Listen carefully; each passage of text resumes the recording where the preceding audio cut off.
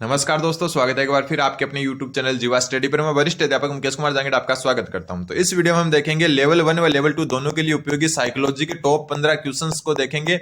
और आपको जो है इनको देखना है अच्छे से। कलाम का मॉडल पेपर है ये, और इन 15 में से आपका स्कोर कितना रहा वो वीडियो के अंत में जरूर कमेंट करना है, ठीक है। दूसरी बात, अपन जो सब्जेक्ट है आपके, चाहे वो ईवीएस हो, चाहे वो मैथ हो, लेवल 1 वाली मैथ हो या लेवल 2 वाली मैथ हो, ठीक है, दोनों की बात कर रहा हूं मैं, क्योंकि मैथ दोनों में होती है, और एसएसटी है और साइंस है।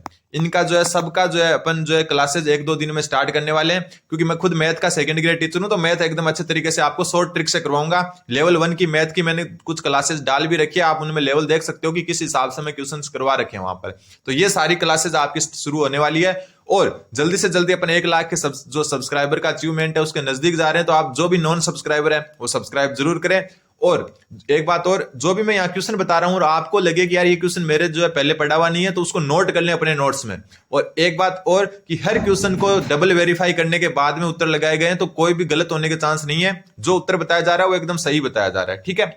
आज का जो है आपका पहला क्वेश्चन है, इंग्लिश वाले इंग्लिश में देख सकते हैं, क्योंकि इंग्लिश में कहीं मिलता नहीं है। तो आप ऊपर देख सकते हो कि बांडुरा के अनुसार प्रेक्षण अधिगम में विभिन्न प्रक्रियाएं शामिल है, ठीक है। बांडुरा का अधिगम कौन सा है? प्रेक्षण अधिगम। इसको सामाजिक अधिगम सिद्धांत भी कहते हैं। इसमें जो शामिल प्रक्रिया है उसका एक निश्चित क्रम का अनुसरण करती है। निम्न में से कौन सा क्रम सही है? सेकंड ग्रेड में आया हुआ क्वेश्चन है ये, सेकंड ग्रेड में जो है पेपर में आया हुआ क्वेश्चन है, तो ध्यान रखना ये क्वेश्चन रीट में भी आ सकता है, ठीक है। अब देखो इसमें मैं आपको बता देता हूं, आपको इनको तो ध्यान में रखना ही नहीं है, ठीक है। ध्यान में रखना है ऊपर वालों को, इंग्लिश वालों को। अब इंग्लिश में कुछ शब्द आपको साइकोलॉजी में याद होते हैं तो ज्यादा अच्छा रहता है। इनको कैसे याद रखोगे आप? एकदम इजी है। जो आपका सबसे पहले आता है अटेंशन। क्या आता है? अटेंशन, ठीक है। अटेंशन के बाद इसका ही जैसा नाम आता है रिटेंशन। क्या आता है?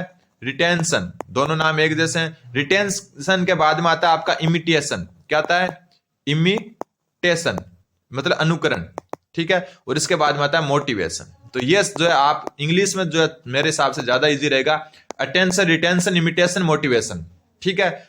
और जैसे अटेंशन देखो ये रहा, तो पहले क्या आएगा? 1 नंबर। फिर है रिटेंशन। रिटेंशन का दूसरा नाम थोड़ा ध्यान रख लेना, आप मेमोरी भी कहते हैं, तो ये 2 नंबर पर आएगा। फिर जो है आपका क्या आ जाएगा? इमिटेशन। इमिटेशन को प्रोडक्शन भी कहते हैं, तो ये आ जाएगा आपका 3 नंबर पर। और फिर 4 नंबर पर आपका आएगा मोटिवेशन। तो 1 2 3 4 यानी क्रम से लिखे हुए हैं, तो उत्तर क्या हो जाएगा? 1 2 3 4। उत्तर हो जाएगा ऑप्शन नंबर 1, ठीक है। इंग्लिश में याद करना चाहो तो देखो अटेंशन, रिटेंशन, इमिटेशन, मोटिवेशन। और हिंदी में याद करना चाहो तो अवधान, स्मृति या प्रतिधारण, दोनों अलग अलग नाम ध्यान रखना। अनुकरण या उत्पाद या अभिप्रेरणा सबसे लास्ट में आ जाएगा। ये इनका क्रम जो है हिंदी में। वैसे इंग्लिश में ज्यादा याद रहता है, अटेंशन, रिटेंशन दोनों एक जैसे नाम है, और इमिटेशन, मोटिवेशन दोनों एक जैसे नाम है। तो ऐसे आप क्रम से याद रख सकते हो। तो उत्तर क्या हो जाएगा आपका? Option number 1। सेकंड ग्रेड में आया हुआ क्वेश्चन है, रीट में कभी भी आ सकता है। फिर है क्वेश्चन नंबर 2। दूसरा क्वेश्चन बोला शिक्षा का अधिकार अधिनियम 2009, जिसको आरटी 2009 कहते हैं, के अनुसार एक शिक्षक का कौन सा उत्तरदायित्व नहीं है? सबसे पहले विद्यालय में उपस्थित होने में नियमितता, बिल्कुल नियमित विद्यालय में उपस्थित होना चाहिए। फिर है विनिर्दिष्ट समय के भीतर संपूर्ण पाठ्यक्रम को पूरा करना, तो ये भी जो है शिक्षक का दायित्व है। और शिक्षक का दायित्व जो है धारा 24 में, ये भी ध्यान रखना, कई बार बता भी चुका मैं, धारा 24 में शिक्षक का दायित्व है आरटी अधिनियम 2009 की, ठीक है। और एक जो है कल मैंने करवाया था कि आरटी में 39 धाराएं, तो 39 धाराएं, एक जो है स्टूडेंट है उन्होंने कमेंट किया कि 38 है। देखो 38 जो है धाराएं वहां उल्लेखित होती है, लेकिन टोटल 39 धाराएं हैं। कितनी धाराएं हैं? 39 धाराएं हैं, ठीक है। फिर है माता पिता और संरक्षकों के साथ नियमित बैठक कर बालक की शिक्षण प्रगति से अवगत कराना, मतलब पेरेंट्स टीचर मीटिंग होती है ना, पीटीएम, वो जो है नियमित रूप से करवाना। तो ये भी जो है इसका सही है। जो है क्या है? शिक्षक का दायित्व है। तो कौन सा नहीं है? डी नहीं है। पाठ्यक्रम का निर्धारण व निर्माण, पाठ्यक्रम का निर्धारण व निर्माण जो है ऊपर जो बॉडी होती है, चाहे बोर्ड हो या फिर तो आपका विभाग हो, वो तय करता है। तो ये जो है आपका क्या हो जाएगा? शिक्षक के दायित्व में शामिल नहीं है, क्योंकि पाठ्यक्रम का निर्माण और निर्धारण जो है शिक्षक नहीं करता, वो आगे से आता है। बाकी विद्यालय में नियमित उपस्थित होना, समय के भीतर पाठ्यक्रम पूर्ण करवाना, माता पिता और संरक्षकों के साथ जो है नियमित बैठक कर बालक की शिक्षण प्रगति से अवगत कराना, जो है क्या है? शिक्षक के उत्तरदायित्व आरटी 2009 की धारा 24 में उल्लेखित है। अगला क्वेश्चन देखो, अपन जो है 15 क्वेश्चन लेकर आते हैं, लेकिन इनको एक्सप्लेन अच्छे से करें ना तो टाइम भी लग जाता है। और एक 20 से 25 मिनट की क्लास बेस्ट होती है रिवीजन के लिए, और इसको आप रिवीजन के तौर पर देखें। और लेकिन हालांकि बहुत सारे क्वेश्चन यहाँ से आने वाले हैं, ये मैं आपको पहले ही बता रहा हूँ, और आपको मैं सबूत भी दे दूंगा 27 फरवरी के बाद में। सेकंड ग्रेड में भी ऐसा ही हुआ है। सेकंड ग्रेड दूसरे चैनल पर चल रही है मेरी क्लासेज, उसमें से भी 32 क्वेश्चन आए जीके के पेपर में, तो वो भी मैंने सबूत भी दिया है उनका। तो आप जो है अगर सेकंड ग्रेड वाले स्टूडेंट है वो जाकर जरूर देख सकते हैं। चैनल का नाम भी मैं बता देता हूं, दूसरा चैनल भी अपना जीवा स्टडी है, क्योंकि जीवा स्टडी अपना खुद का नाम सुझाया हुआ है। तो जीवा स्टडी टीचिंग एग्जाम नाम से दूसरा चैनल है अपना, उस पर सेकंड ग्रेड की क्लासेस चलती है, ठीक है। तो उससे बहुत सारे क्वेश्चंस आए थे सेकंड ग्रेड में, अभी संस्कृत डिपार्टमेंट का पेपर हुआ था ना 29 दिसंबर को, उसमें। फिर अगला क्वेश्चन नंबर 3 नंबर क्वेश्चन बोल रहा है इंग्लिश वाले इंग्लिश में देख सकते हैं, और आपको अगर क्वालिटी सही नहीं लग रही तो 360 पर करके आप सेटिंग जो है एकदम अच्छे से देख सकते हो इनको। विकास के सिद्धांतों के विषय में निम्नलिखित में से कौन सा कथन गलत है? विकास के सिद्धांतों के संबंध में गलत कथन पूछा है आपको। तो सबसे पहले, विकास वंशानुगत एवं वातावरण के बीच सतत अन्योन्य क्रिया से होता है। बिल्कुल जो है विकास आपका वंशानुक्रम या और वातावरण दोनों पर निर्भर करता है, तो बिल्कुल करता है। उनकी क्या होती है? अन्योन्य क्रिया से चलता है, बिल्कुल। विकास परिपक्वन और अधिगम पर आधारित होता है, बिल्कुल। विकास जो है परिपक्वता और अधिगम दोनों पर आधारित होता है, ये भी ध्यान रख लेना, नोट कर लेना। फिर है विकास केवल परिमाणात्मक प्रक्रिया है जिसका मापन किया जा सकता है, तो ये आपको पता है ये गलत हो गया, क्योंकि ये एक प्रकार से वृद्धि की परिभाषा है। किसकी? अभिवृद्धि या वृद्धि होती है ना, उसके बारे में कथन है। विकास के बारे में ये कथन गलत है। विकास क्या होता है? विकास जो है ना आपका, वो क्या होता है? जो परिमाणात्मक का मतलब हो गया मात्रात्मक, ये होता है आंशिक मात्रात्मक। क्या होता है? आंशिक तो मात्रात्मक होता है, और क्या होता है? गुणात्मक होता है। क्या होता है? गुणात्मक, जिसका मापन नहीं किया जा सकता। विकास ज्यादातर क्या होता है? गुणात्मक और आंशिक मात्रात्मक होता है। तो यहां पर जो है केवल परिमाणात्मक का मतलब होता है मात्रात्मक, तो केवल मात्रात्मक प्रक्रिया नहीं है, इसका मापन जो है किया जा सकता है। ये चीज अभिवृद्धि की होती है, ना कि विकास की, तो ये गलत हो गया। फिर है प्रत्येक बालक विकास के सभी चरणों से गुजरता है और फिर उनमें जो है व्यक्तिगत भिन्नताएं बहुत होती है, बिल्कुल। जो विकास के जो है विभिन्न चरण होते हैं ना, जैसे सबसे पहले शैशवावस्था, फिर बाल्यावस्था, ठीक है, उसके बाद में किशोरावस्था, फिर जो है प्रौढ़ावस्था, तो एक निश्चित क्रम जो है सभी चरणों से गुजरता है। ऐसा नहीं है कोई बालक शैशवावस्था से डायरेक्ट किशोरावस्था में चला गया, ऐसा हो ही नहीं सकता।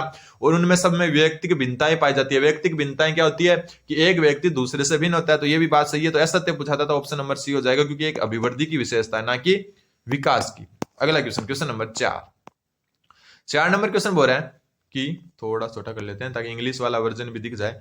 उत्तर बाल्यावस्था की विशेषता कौन सी नहीं है?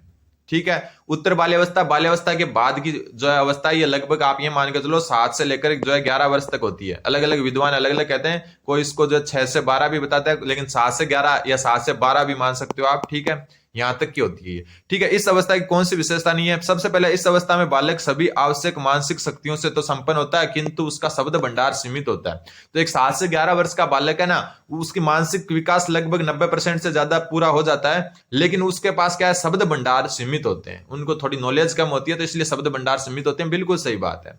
फिर ये शारीरिक और मानसिक अस्थिरता का समय है जिसमें बालक कल्पना लोक में विचरण करता है, तो बिल्कुल गलत बात है। ठीक है, एक बाल्यावस्था के बारे में एक चीज ध्यान रखना, बाल्यावस्था जो है सबसे जो है क्या है? एकदम स्थिर अवस्था है। क्या है? स्थिर अवस्था।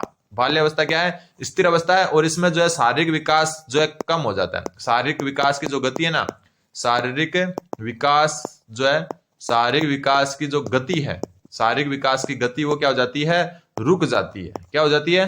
रुक जाती है। मतलब रुक जाती है मतलब बहुत धीमी हो जाती है, रुकने के बराबर ही। ठीक है, तो सबसे स्थिर अवस्था ही बाल्यावस्था होती है, तो ये अस्थिर शब्द तो यहाँ आना ही नहीं चाहिए, गलत पूछा था, तो उत्तर क्या हो जाएगा? Option number B. फिर इस काल में बालक में नई खोज करने व घूमने की प्रवृत्ति बहुत अधिक बढ़ जाती है, बिल्कुल। फिर इस अवस्था को खेलने की अवस्था के नाम से भी जाना जाता है। मैं बार बार आपको बता चुका, खेलने की अवस्था कौन सी होती है? उत्तर बाल्यावस्था। और खिलौने की अवस्था कौन सी होती है? जो है पूर्व बाल्यावस्था। ये चीजें अपन बार बार डिस्कस कर चुके हैं, हर बार डिस्कस करना इतना जरूरी भी नहीं होता, क्योंकि जो है क्लासेस क्रम से चलती है तो अच्छा रहता है। तो उत्तर क्या हो जाएगा आपका? Option number B. फिर आता है क्वेश्चन नंबर 5। पांचवा क्वेश्चन क्या बोल रहा है? एनसीएफ 2005 जो राष्ट्रीय पाठ्यचर्या रूपरेखा है 2005, जिसको एनसीएफ 2005 कहते हैं, उसके संदर्भ में किस कथन से आप असहमत हैं? देखो, क्वेश्चन ऐसे ही आते हैं। 2022 का पेपर आप उठाओगे तो पता चलेगा। एक 2022 में जो है ना सेकंड पारी में पेपर हुआ था 23 तारीख को, ठीक है, 23 शायद जुलाई को था, ठीक है, 23 जुलाई को सेकंड पारी में हुआ था। मैंने खुद ने वो पेपर दिया था। सुबह लेवल 1 का हुआ था और सेकंड पारी में हुआ था लेवल 2 का। लेवल 2 की तो पहली पारी थी और वैसे सेकंड पारी थी। ठीक है, पेपर आया था, इतना खतरनाक डेंजर आया था। हालांकि मेरी तैयारी उस टाइम सेकंड ग्रेड की तैयारी करता था और 122 नंबर बने थे मेरे जो रीट पात्रता में। ठीक है, बिना तैयारी के दिया था मैंने सेकंड ग्रेड के बेस पर ही। तो ये पेपर आया था ना, इस पेपर को आप जाकर देखोगे तो पता चलेगा कि साइकोलॉजी के क्वेश्चन इस लेवल के आते हैं। किस लेवल के? जो मैं आपको करवा रहा हूं। तो अपन नॉर्मल पढ़ते हैं वैसे क्वेश्चन नहीं आते, थोड़ा लेवल बढ़ाइए। अब देखो यहाँ पर पूछ रहा है असहमत, इसका मतलब आपको एनसीएफ के बारे में अच्छा खासी नॉलेज होना चाहिए, लेकिन ऐसा इतना जरूरी भी नहीं है, क्योंकि आप जो जैसे चारों ऑप्शन पढ़ोगे ना, पहले तो मैं बता दूं कि ऐसे ये बड़े बड़े कथन वाले ऑप्शन आए ना, पहले चारों ऑप्शन पढ़ना है फिर उत्तर का चयन करना है। ऐसा नहीं कि पहला ऑप्शन पढ़ा और यार ये उत्तर तो नहीं है, दूसरा पढ़ा कि हाँ ये उत्तर लग रहा है और उसको उत्तर लगा दिया। ऐसा नहीं करना है, पहले चारों ऑप्शन को पढ़ना है, फिर पता चले कि कौन सा सटीक है, फिर उत्तर देना आपको। ठीक है, तो सर इसमें क्या है कि विद्यार्थी अपने अनुभव के आधार पर अपने जो लिए ज्ञान की रचना करते हैं। बिल्कुल जो है ये बात जो राष्ट्रीय पाठ्यचर्या जो नियम है उसमें साफ साफ उल्लेखित है कि जो आपके विद्यार्थी होते हैं ना, वो क्या है अपने अनुभव के आधार पर अपने लिए ज्ञान की रचना करते हैं। तो बिल्कुल करते हैं।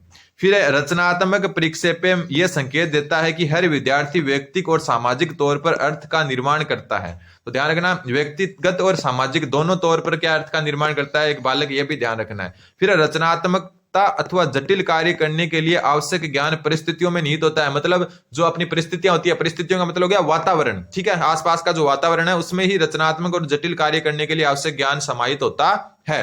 फिर रचनात्मक अधिगम की प्रक्रिया एक शिक्षक के इर्द गिर्द घूमती है और वह इसमें केंद्रीय भूमिका का निर्वाह करता है। तो यह बात गलत है।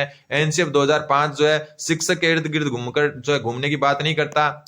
एक मिनट, एनसीएफ, ये उत्तर क्या हो गया आपका, ऑप्शन नंबर डी हो गया। क्यों? क्योंकि अपने को क्या पूछा था, असहमत। तो अपन इससे असहमत है। क्यों? क्योंकि एनसीएफ 2005 क्या कहता है, विद्यार्थी केंद्रित शिक्षा पर जोर देता है। किस पर? विद्यार्थी केंद्रित, मतलब विद्यार्थी के इर्द गिर्द घूमना चाहिए। इसमें जो शिक्षक है उसको एक जो है ना फैसिलिटेटर यानी कि सुविधादाता की जो है ना भूमिका दी गई है। किसकी? सुविधादाता की भूमिका दी गई है। ध्यान रखना, ये दोनों दो क्वेश्चन आगे आपके। पहली बात तो एनसीएफ 2005 विद्यार्थी केंद्रित शिक्षा पर जो है जोर देता है, शिक्षक केंद्रित नहीं देता। दूसरी शिक्षक है उसको एक सुविधादाता, इंग्लिश में बोले तो फैसिलिटेटर के रूप में जो है क्या करता है, जो है प्रकट करता है या प्रस्तुत करता है। तो उत्तर क्या हो गया आपका, ऑप्शन नंबर डी। अगला क्वेश्चन, क्वेश्चन नंबर 6, छठा क्वेश्चन बोल रहा है आपका, निम्नलिखित में से कौन सा क्रियात्मक अनुसंधान से संबंधित नहीं है। ये इंपोर्टेंट क्वेश्चन है क्योंकि मैं एक चीज इसमें बताने वाला हूं आपको, वो आपके जो है शायद काम आ जाए कि निम्न में से कौन सा क्रियात्मक अनुसंधान से संबंधित नहीं है। नहीं वाले क्वेश्चन बहुत आते हैं पेपर में भी, आप देख लेना चाहे। ठीक है, सबसे पहला ये विद्यालय में व्याप्त रूढ़िवादी वातावरण को समाप्त करने में सहायक होती है। बिल्कुल, जो क्रियात्मक अनुसंधान है ना वो क्या करता है, जो विद्यालय में व्याप्त रूढ़िवादी वातावरण है उसको समाप्त करने में सहायक होता है। ठीक है, कोई समस्या आ रही है, कोई रूढ़िवादी वातावरण बन रहा है, तो उसको जो है उस समस्या को लेकर जो उस पर अनुसंधान किया जाता है और उसको हल किया जाता है। विद्यालय तक ही सीमित होता है ये। ठीक है, इसका कार्य क्षेत्र व्यापक होता है और इसमें व्यापक स्तर पर निर्णय लेने हेतु सूचनाओं का संकलित किया जाता है। तो अभी मैंने ऊपर क्या लाइन बोली कि इसका जो है क्षेत्र सीमित होता है, विद्यालय तक ही सीमित होता है। तो व्यापक क्षेत्र नहीं होता क्रियात्मक अनुसंधान का।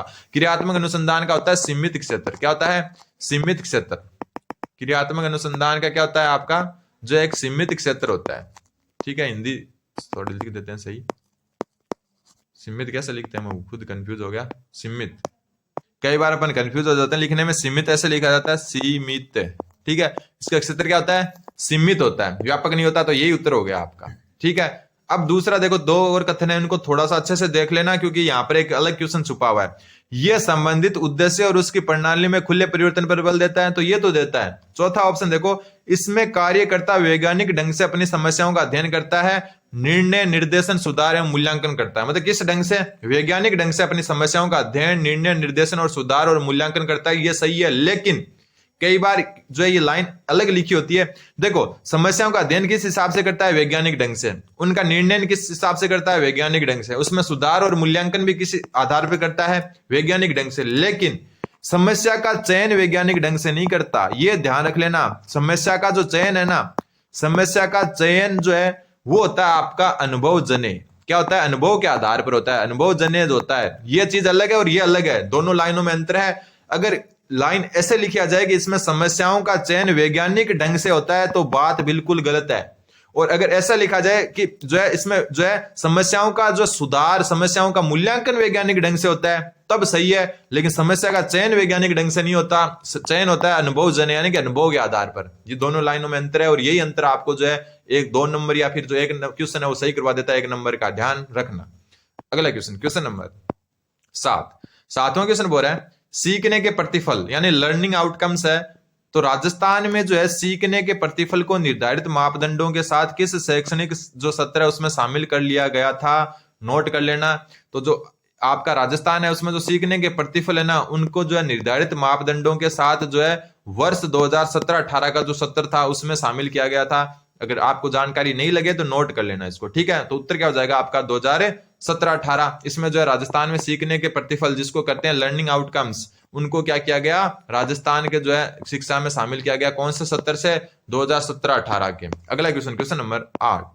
8वां क्वेश्चन बोल रहा है बुद्धि को जो है किस योग्यता के रूप में परिभाषित करोगे। बुद्धि को जो है किस योग्यता के रूप में परिभाषित किया जा सकता है। प्रत्यक्षण करने की योग्यता के रूप में, तो बिल्कुल सही है। सीखने की योग्यता के रूप में, बिल्कुल सही है। जानने की योग्यता के रूप में, बिल्कुल सही है। समझने की योग्यता के रूप में, बिल्कुल सही है। इजी क्वेश्चन था एकदम, तो उत्तर क्या हो जाएगा आपका ऑप्शन नंबर डी। 1 2 3 4 चारों के चारों सही है कि बुद्धि जो है उसको आप जो है किस हिसाब से परिभाषित करोगे। प्रत्यक्षण करने की योग्यता, समझने की योग्यता, सीखने की योग्यता और जानने की योग्यता, तो चारों ही इसमें सही है। तो उत्तर क्या हो जाएगा आपका ऑप्शन नंबर डी। अगला क्वेश्चन, क्वेश्चन नंबर 9। 9वां क्वेश्चन देखो, ये क्वेश्चन भी अच्छा क्वेश्चन है। 9वां क्वेश्चन इंग्लिश में भी दिख रहा होगा, हिंदी में भी दिख रहा होगा आपको। एक प्रविधि जिसमें अनुक्रियाओं का क्रम स्थापित किया जाता है। क्या किया जाता है? अनुक्रियाओं का क्रम स्थापित किया जाता है, जो अंतिम अनुक्रिया के बाद पुरस्कार दिलाती है। ठीक है, वापस पढ़ो इस लाइन को। एक प्रविधि जिसमें अनुक्रियाओं का क्रम स्थापित किया जाता है और अंतिम अनुक्रिया के बाद पुरस्कार या लाभ मिलता है और तत्पश्चात पीछे की ओर कार्य करती है, वह क्या कहलाती है। देखो इसमें जो है ये इन दो को तो भूल जाओ आप, ये दो है शेपिंग और श्रृंखला। श्रृंखला को इंग्लिश में कई बार हिंदी में चैनिंग लिखा हुआ आ सकता है, इंग्लिश में चैनिंग कहते हैं इसको। अब ये दो चीजें आपके सामने कौन कौन सी, एक तो है आपकी शेपिंग और एक आपकी चैनिंग या श्रृंखला। तो यहां पर एक ये क्या बोल रहा है कि अनुक्रियाओं का एक क्रम स्थापित किया जाता है और अंतिम अनुक्रिया के बाद में लाभ देता है। तो देखो शेपिंग में क्या होती है, शेपिंग सबसे पहले तो ये दोनों की दोनों आपकी क्रिया प्रसूति सिद्धांत से संबंधित है। कौन से सिद्धांत से? क्रिया प्रसूति सिद्धांत। और ये सिद्धांत किसने दिया? स्किनर ने। शेपिंग क्या होती है? शेपिंग में भी क्या किया जाता है, एक क्रम स्थापित किया जाता है। मैं एक एग्जांपल देता हूं आपको, तब आपके ज्यादा समझ में आएगा शायद। मान लो कि कोई एक डांस कर रहा है, कोई क्या कर रहा है, एक डांस कर रहा है। क्या कर रहा है? डांस कर रहा है। डांस में मान लो कि 6 स्टेप हैं। कितने स्टेप हैं? 6 स्टेप में कोई डांस सीख रहा है। तो जो शेपिंग होती है ना, उसमें हर स्टेप के बाद में, हर स्टेप को हम कह सकते हैं हर अनुक्रिया के बाद में लाभ दिया जाता है। हर अनुक्रिया के बाद में लाभ दिया जाता है। बाद में लाभ मतलब आप पहला स्टेप सीख लेते हो ना, तो आपको मान लो कि ये बोल दे कि हर स्टेप पर 100 रुपए दूंगा मैं आपको। पहला स्टेप सीखने पर आप 100 रुपए देते हो किसी छात्र को, तो वो दूसरा स्टेप भी अच्छे से सीखेगा और उसको दूसरा स्टेप सीखते 100 रुपए और दे दोगे।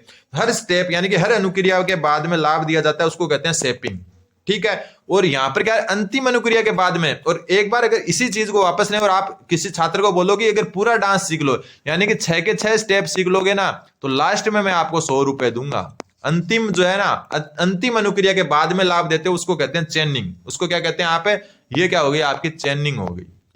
ठीक है, अच्छे से समझ में आ गया होगा, वरना वापस पीछे जाकर देखो। शेपिंग में क्या होता है, हर स्टेप यानी कि हर अनुक्रिया के बाद लाभ मिलता है, और चेनिंग में अंतिम अनुक्रिया के बाद में लाभ मिलता है। तो यहाँ अंतिम की बात हो रही है, तो उत्तर हो जाएगा आपका ऑप्शन नंबर सी, जिसको श्रृंखला या चेनिंग कहते हैं। ठीक है, अच्छे से समझ में आ गया होगा आपके। अब अगला क्वेश्चन, क्वेश्चन नंबर 10। 10वें क्वेश्चन में सुमेलित करना है। इसमें मैं आपको इंग्लिश वर्जन नहीं दिखा पाऊंगा क्योंकि क्वेश्चन थोड़ा ज्यादा बड़ा है। सूची 1 को सूची 2 से सुमेलित करना। इधर अवधारणा और इधर मनोवैज्ञानिक दिए हुए हैं। सबसे पहले मानसिक आयु। मानसिक आयु की जो अवधारणा है वो किसने दी? तो जो मानसिक आयु की अवधारणा दी वो दी बिने ने। ठीक है, मानसिक आयु की अवधारणा दी बिने ने। ठीक है, फिर आपकी बुद्धि लब्धि। बुद्धि लब्धि की जो अवधारणा दी आपकी वो दी स्टर्न ने। किसने दी? स्टर्न ने। ठीक है, फिर जो आपकी आती है वो आती है मानसिक परीक्षण। ठीक है, और मानसिक परीक्षण की अवधारणा जो आप दी वो दी किसने? जे.एम. केटल ने। किसने दी? जे.एम. केटल ने। फिर जो आपके आता है वो आता है, कलर और चेंज कर लेते हैं। फिर आपकी आती है चतुष्ट समीकरण। ये मेरे हिसाब से आपके लिए नहीं हो सकती है, ध्यान रखना। चतुष्ट समीकरण को किसने दिया? स्पीयरमैन ने। किसने दिया? स्पीयरमैन ने। तो अब आपके सामने आप उत्तर देख सकते हो कि जो आपके मानसिक आयु का संपर्क है वो दिया बिने ने। कलर के हिसाब से मैच कर लो आप, ये बिने ने दिया। बुद्धि लब्धि आपकी स्टर्न ने दी।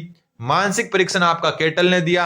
और चतुष्ट समीकरण, ध्यान रखना ये आपके लिए नया हो सकता है, चौथा ऑप्शन, ये आपकी स्पीयरमैन ने दी। त्रिकारक को द्विकारक सिद्धांत भी इन्होंने दिया। तो सुमेलित आपके सामने है, जो है पहले का दूसरा है, पहले का दूसरा है, ये रहा, दूसरे का पहला है, तीसरे का चौथा है और चौथे का तीसरा है। तो ये उत्तर हो गया आपका ऑप्शन नंबर बी। ठीक है, कलर के हिसाब से आप जो है मैच कर सकते हो इनको। डी वाला ऑप्शन अच्छा था, चतुष्ट समीकरण वाला नया क्वेश्चन था। Question number 11। 11वां क्वेश्चन भी जो है अच्छा खासा क्वेश्चन है। 11वां क्वेश्चन क्या बोल रहा है कि निम्न में से किस अवस्था को अभिप्रेरणा की सर्वोत्तम अवस्था के रूप में समझा जाता है? ठीक है, अभिकरण जो अभिप्रेरणा उसकी अवस्थाएं दी गई है कि निम्न में से किस अवस्था को जो है अभिप्रेरणा की सर्वोत्तम अवस्था के रूप में समझा जाता है। अच्छा क्वेश्चन है, ध्यान से जो है इस क्वेश्चन को देख लें। देखो अंतर्नोद में कमी, तो अंतर्नोद में तो कमी होनी नहीं चाहिए। अंतर्नोद होता है उस चीज को पाने के लिए जो ड्राइव होता है वो, तो इसमें तो कमी होनी नहीं चाहिए। जिससे जीव को कार्य करने की ऊर्जा मिलती है, तो ये जो है अंतर्नोद ही हो गया। फिर जिसका उद्देश्य जैविक आवश्यकताओं को पूरा करना हो, तो ये तो जो है जैविक आवश्यकताएं तो निम्नतम आवश्यकताएं होती है, जिससे ऊर्जा मिलती हो और व्यवहार को दिशा मिलती हो, यह सबसे उपयुक्त कथन है। उत्तर हो जाएगा ऑप्शन नंबर डी। ध्यान रखना, सी ऑप्शन भी अच्छा है, डी ऑप्शन भी अच्छा है, लेकिन अपने को सर्वाधिक उपयुक्त कथन है ना वो चुनना है, तो सर्वाधिक उपयुक्त होगा आपका ऑप्शन नंबर डी। अगला क्वेश्चन, क्वेश्चन नंबर 12वां क्वेश्चन बोल रहा है, फ्राइड के अनुसार माता पिता के आदेश की अवज्ञा जैसे निषेधात्मक व्यवहार किस अवस्था में अत्यधिक प्रकट होते हैं। फ्राइड का जो सिद्धांत है, एक तो मनोविश्लेषणात्मक सिद्धांत है और एक मनोलैंगिक सिद्धांत है। यहां बात हो रही है मनोलैंगिक सिद्धांत की, और मनोलैंगिक सिद्धांत है उसमें अवस्थाएं होती है आपकी 5। कितनी अवस्थाएं होती है? 5 अवस्थाएं होती है, 5 अवस्थाएं। इन 5 अवस्थाओं को लिखें। सबसे पहली जो अवस्था होती है ना, उसको कहते हैं मुख्य अवस्था। कौन सी अवस्था? मुख्य अवस्था। और जो मुख्य अवस्था होती है आपकी, वो होती है आपकी जन्म से 2 वर्ष तक। ठीक है, कहां से? जन्म से 2 वर्ष तक। दूसरी जो अवस्था होती है आपकी, उसको कहते हैं आप गुदी अवस्था या गुदावस्था। क्या कहते हैं? गुदावस्था। और ये होती है आपकी 2 से लेकर 4 वर्ष तक। ठीक है। तीसरी जो अवस्था होती है, कौन सी अवस्था? तीसरी अवस्था। तीसरी अवस्था को जो आप क्या कहेंगे? तीसरी अवस्था को कहेंगे लैंगिक अवस्था। कौन सी अवस्था? लैंगिक अवस्था। और लैंगिक अवस्था जो आपकी होती है, तो 4 तक हो गई, 4 से 6 वर्ष तक, 4 से 6 वर्ष तक। ठीक है। फिर आती है चौथी अवस्था। चौथी अवस्था जो होती है आपकी, उसको कहते हैं सुप्त अवस्था। कौन सी अवस्था? सुप्त अवस्था। और ये होती है आपकी जो है 7 से 12 की। ठीक है, कहां से? 7 से 12 वर्ष तक जो बाल्य अवस्था होती है ना, उसका काल होता है ये। फिर होती है 5वीं अवस्था। 5वीं अवस्था को कहते हैं आप जो है जेनिटल या जो है क्या कहते हैं? जनन अवस्था या जेनेटिक इंग्लिश में। जनन अवस्था जो होती है आपकी, ये जो है 12 वर्ष से ज्यादा होती है, 12 से ज्यादा होती है। ठीक है। अलग अलग जो है किताबों में अलग अलग मिल सकती है, लेकिन एक नॉर्मली जो मैंने पढ़ा है वो बता रहा हूं आपको। ठीक है, हो सकता है एक किताब में अलग मिल जाए, ये 2 से 4 की जगह 2 से 5 मिल जाए, ये भी हो सकता है, लेकिन जो है मुख्य रूप से यही होता है इस हिसाब से। अब यहां बोल रहा है कि जो है निषेधात्मक व्यवहार, माता पिता की आज्ञा नहीं मानना, ये जो व्यवहार है वो किस अवस्था में किया जाता है? तो ये व्यवहार आपका तीसरी अवस्था में किया जाता है। सॉरी, पहली अवस्था में, दूसरी अवस्था में किया जाता है गुदावस्था में। ठीक है, 2 से 4 वर्ष की जो आयु का बच्चा होता है ना, ठीक है, वो क्या करता है? ऐसे चिड़चिड़ा सा रहता है, निषेधात्मक व्यवहार करता है। तो ध्यान रखना, इसका उत्तर हो जाएगा गुदी अवस्था। कौन सी अवस्था? गुदावस्था। ठीक है। जो आपकी ये अवस्था है ना, लैंगिक अवस्था, इसमें जो है ना, जो बालिका होती है, बालिका में इलेक्ट्रा ग्रंथियां एक्टिव होती है। कौन सी ग्रंथियां? इलेक्ट्रा ग्रंथियां। और जो बालक है, बालक में कौन सी ग्रंथियां होती है? बालक में आपकी जो होती है इसमें ओडिपरस ग्रंथि। कौन सी ग्रंथि? ओडिपरस ग्रंथि। ये ग्रंथियां जो है ध्यान रख लेना, ये भी ध्यान रखना, ये लैंगिक अवस्था में जो क्या होती है, जागृत होती है।